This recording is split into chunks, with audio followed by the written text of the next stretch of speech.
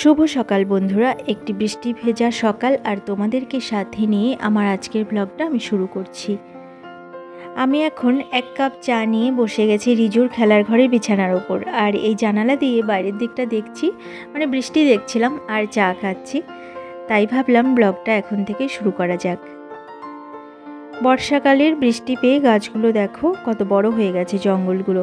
অন্যবার না এই গাছগুলো, এই আগাছাগুলো এতটা বড় হয় না, কারণ এখানে গরু আসতো, গরুগুলো এসে গাছগুলো খেয়ে নিত, জায়গাটা না পরিষ্কার থাকতো। কিন্তু এখন যারা এই জায়গাটা কিনে নিয়েছে তারা ওয়াল করে গেট বানিয়ে তালা লাগিয়ে দিয়েছে গেটে। এখন তো আর গরু আসতে পারে না, যার জন্য জায়গাটা জঙ্গলে ভরে গেছে। এখন যাদের জায়গা তারা যদি একটু পরিষ্কার করায় তাহলে জায়গাটা পরিষ্কার হবে, আর তা না হলে এরকমই থাকবে, আর কিছু করার নেই। কারণ এখানে ভীষণ মশা হয়েছে, নিচে না দাঁড়ানোই যায় না, এত মশা। চা খেয়ে আমি চলে এসেছি রান্নাঘরে এসে দেখো ভাত করে নিয়েছি আর ডাল হয়ে গেছে আমার। আর ওইদিকে দেখো কাঁকরোল ভাজা করে নিয়েছি আমি। রিজুর বাবা অফিস যাবে, জানি না অফিসে খাবার দিয়ে দিতে পারবো কি না, তবে যা খেয়ে যাবে সেটাই একটু চটপট করে রেডি করে দিচ্ছি।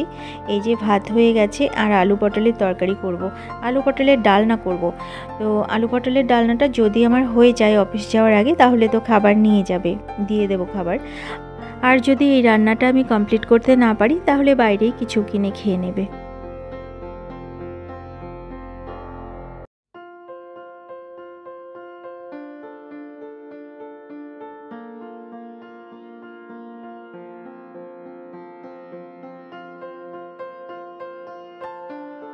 স্নান করে পুজো দিয়ে খেয়ে দিয়ে বেরিয়ে যাচ্ছে অফিসের উদ্দেশ্যে। আর রান্নাটা কিন্তু আমার কমপ্লিট হয়ে গেছিলো, আমি খাবারটা বাড়ি থেকেই দিয়ে দিয়েছি। এখন আবার গ্যাস এসেছে, ওই কাকুর সাথে কথা বলছিল রিজুর বাবা। আর রিজুর বাবা অফিস চলে গেল, আমি চলে এলাম ঘরে এসে গোপাল সোনাকে একটু দেখিয়ে দিলাম। দেখো গোপাল সোনাকে সেবা দিয়ে গেছে, এবার আমি প্রসাদটা তুলে নেব। আর রিজু ওই ঘরে গান করছে, ও একটু আগে ঘুম থেকে উঠলো, ঘুম থেকে উঠে এখন করছে গান, তারপর পড়তে বসবে। আর সকালে বৃষ্টি হচ্ছিল, তোমাদেরকে দেখিয়েছি। আর এখন দেখো কি রোদ উঠে গেছে। এখন যেমন রোদ উঠেছে গরমটাও ঠিক তেমনই লাগছে।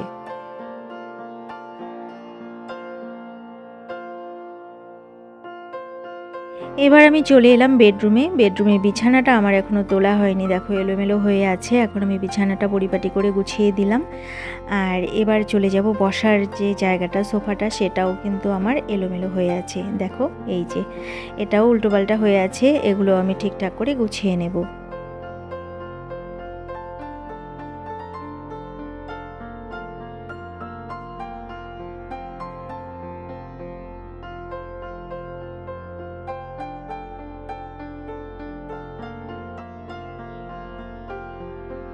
সোফাটা আমার গুছানো হয়ে গেছে, এবার আমি যাচ্ছি পাখিদেরকে খেতে দিতে। আর এর আগে তোমাদেরকে বলেছি যে ওদেরকে না সকালে খেতে দিলে খায়, আর একটু দেরি করে খেতে দিলে ওরা খায় না। কিন্তু এখন আবার দেখি তা করে না, ওদেরকে আমি যখনই খেতে দিই তখনই ওরা খেতে আসে বিস্কুট। আসলে না ওরা এই গাছগুলোতেই থাকে, এই যে কাছাকাছি, মানে এখানে যে জাম হয়েছে তোমাদেরকে দেখিয়েছি, সেই জামগুলো খেতে আসে। তাই হয়তো যখনই ওদেরকে বিস্কুট খেতে দিই তখনই ওরা খেয়ে নেয়।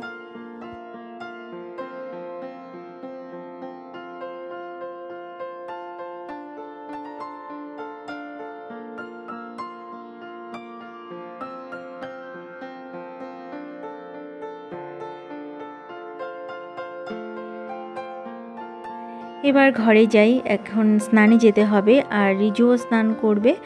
বন্ধুরা তোমাদের সঙ্গে দেখা করছি আবার কিছুক্ষণ পর।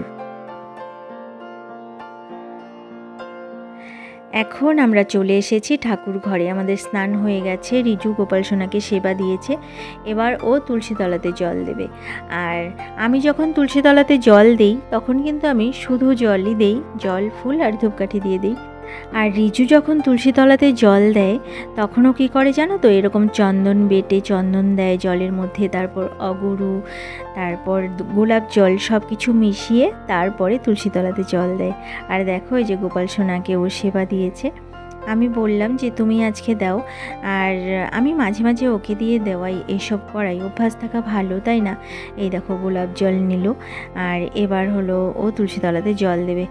আর ফুল নেই ঘরে, ফুল যা ফুল এনেছিল ওপর থেকে রিজুর বাবা পুজো দিয়েছে সকালে, ফুল রাখেনি, রাখতে ভুলে গেছে। আর আমার এই বারান্দাতে না এখন আর কোনো ফুল নেই, বেলি ফুল ফুটতো, এখন সেটা ফোটা বন্ধ হয়ে গেছে, তাই আর ফুল দেওয়া হলো না, শুধু জল দিয়ে প্রণাম করবে। ও স্নান করে প্রতিদিনই প্রায় তুলসীতলাতে জল দেয়, দু একদিন হয়তো ভুলে যায়। আর এই অভ্যাসটা থাকা ভালো, কারণ পুজো অর্চনা যদি আমাদের বাচ্চারা না করে, না শেখে, তাহলে কি হয় বলো তো? তাই আমি ওকে চেষ্টা করি আমার সাথে সাথে একটু করে ঠাকুর পুজোর কাজগুলো করানোর জন্য।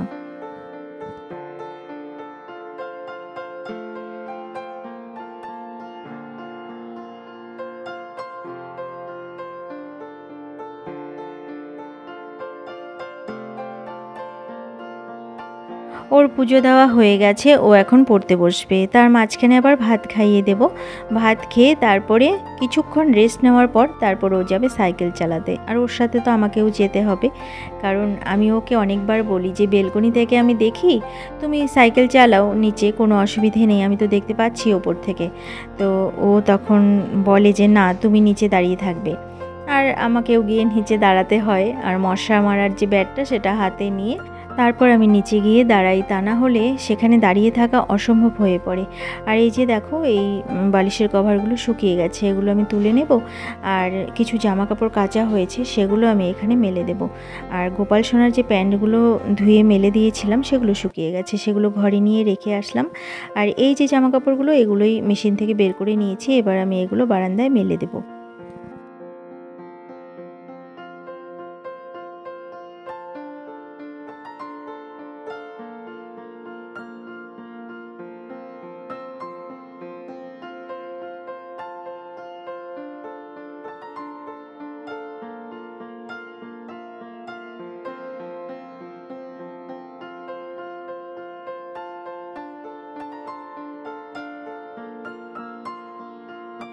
ভেজা কাপড়গুলো আমার সব মেলে দেওয়া হয়ে গেছে, এবার আমি চলে এলাম বেডরুমে। আর এখানে বিছানার উপরে দেখো কত শুকনো কাপড় রাখা আছে, এগুলো আমি এক এক করে ভাঁজ করে রাখবো। আর রিজু এখানে পড়ছে, রিজুর পড়ার সামনে, ও যখন পড়তে বসে ওর সামনেই আমি থেকে কাজ করার চেষ্টা করি, এর আগে অনেকবার তোমাদেরকে বলেছি, তাহলে ওর পড়াটাও দেখানো হয়, বা দেখা হয় যে কি পড়ছে না পড়ছে, আর আমার কাজগুলো হয়ে যায়।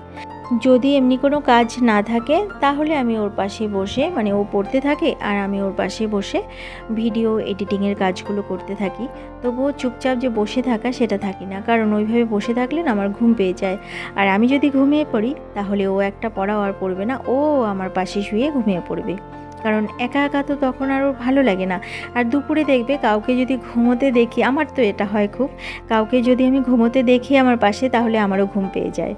তো সেই জন্য আমি ওর পাশে যতটা পারি জেগে থাকার চেষ্টা করি, ঘুমাই না, আর কাজের মধ্যে থাকি।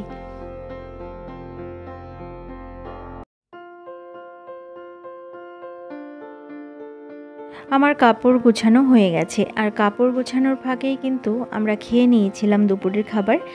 আর তারপর কিছুটা সময় কেটে গেছে, আমার কাপড়গুলো গুছিয়ে কমপ্লিট করে এবার আমরা চলে এলাম নিচে। সাইকেল চালাবে রিজু, ওই যে দেখো সাইকেল চালাচ্ছে।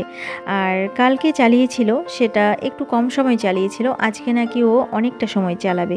আমি আবার বললাম যে চালাও, এই যে দেখো ব্যাট নিয়ে এসেছি, এটা দিয়ে মশা মারছি, আর এখানে দাঁড়িয়ে আছি, আবার মাঝে মাঝে রিজুর সামনে গিয়েও মশাগুলোকে মারছি। আর অন্যদিন হাফ প্যান্ট পরে আসে, আমি আজকে বলেছি যে ট্র্যাকস্যুট পরে চলো, তা না হলে পায়ের মধ্যে মশা কামড়াতে থাকবে তোমাকে। তো দেখলাম যে লম্বা প্যান্ট পরাতে একটু সুবিধেই হয়েছে, মশাগুলো একটু কম কামড়াচ্ছে।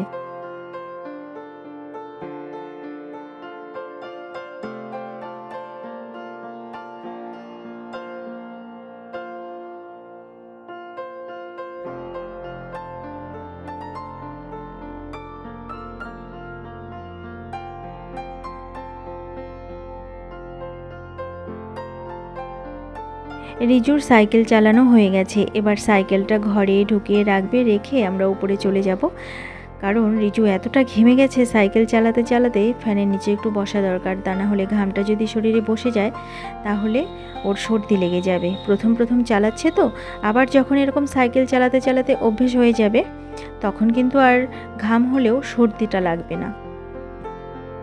চলে এসেছি ঘরে। রিজুকে আমি বললাম যে তুমি ফ্যানের তলায় বসো, আর এই যে ঘামের জামা কাপড়গুলো এগুলো ছেড়ে ভালো জামা কাপড় পরো।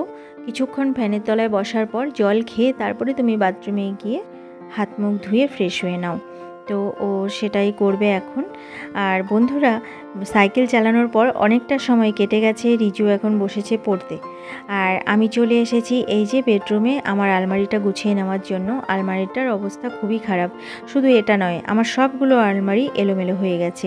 আসলে আগে কি করতাম জানি না, আগে এত সময় থাকতো আমার হাতে, আমি না 3-4 মাস পর পর, 3-4 মাসও না, 2-2.5 মাস পর পর আমি আলমারিগুলোর জামা কাপড় সব নামাতাম, নামিয়ে আবার সুন্দর করে গুছিয়ে রাখতাম আলমারিগুলো।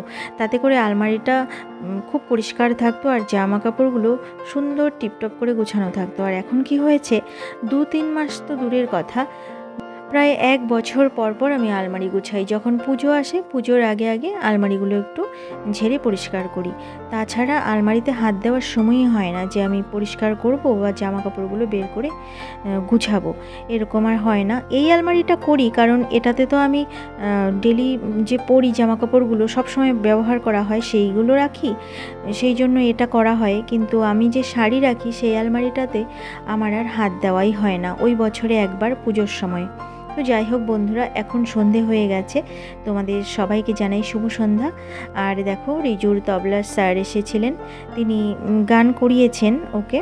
এখন ছুটি হয়ে গেছে রিজু এখানে দাঁড়িয়ে আছে আর স্যার রিজুর বাবার সঙ্গে কথা বলছে। আমিও কিন্তু ওখানে বসে আছি, আমরা চা খাচ্ছিলাম, স্যারকেও চা দিয়েছি আগে আর আমরা পরে খাচ্ছি। গানের ক্লাস করে রিজু আবার চলে গেছে টিউশন পড়তে, আর আমি চলে এলাম ঠাকুর ঘরে এসে গোপাল সোনাকে সেবা দিয়েছি, শয়নেও দিয়ে দিয়েছি। আর বন্ধুরা, আজকের ব্লগটা আমি এখানেই শেষ করছি। আবার অন্য কোনো দিন অন্য কোনো নতুন ব্লগ নিয়ে তোমাদের সামনে হাজির হয়ে যাব। ততক্ষণের জন্য তোমরা ভালো থেকো, সুস্থ থেকো আর হাসি খুশি থেকো। আমার এই ব্লগটা যদি তোমাদের ভালো লেগে থাকে তাহলে একটা লাইক করে দিও। আজকের মতো এখানেই আসছি, ভালো থেকো তোমরা সবাই।